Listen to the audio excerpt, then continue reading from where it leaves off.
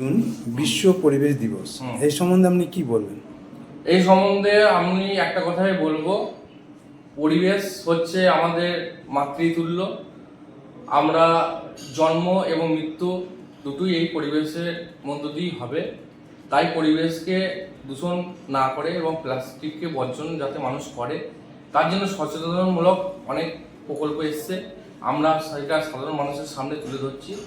আজকে আমাদের বাগাসন গ্রাম পঞ্চায়েতের প্রত্যেকটা মেম্বার এবং আমাদের সকল একনিষ্ঠ কর্মী সেখানে উপস্থিত হয়েছিলাম এবং আমরা অঙ্গীবদ্ধ হয়েছি যে প্লাস্টিককে আমরা বর্জন করব এবং আমরা একটা সুস্থ সমাজ পরিবেশ তৈরি করব।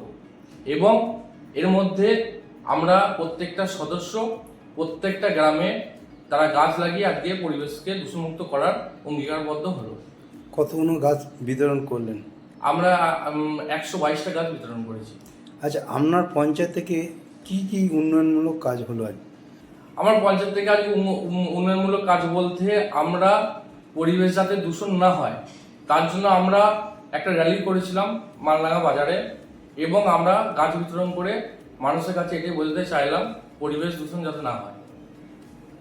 জনগণকে কি বার্তা দিচ্ছেন?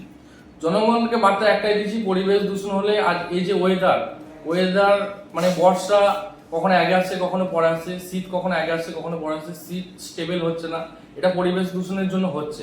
যাতে পরিবেশ দূষণ না হয় তার জন্য আমরা প্রত্যেকটা মানুষের কাছে সেটা তুলে ধরব।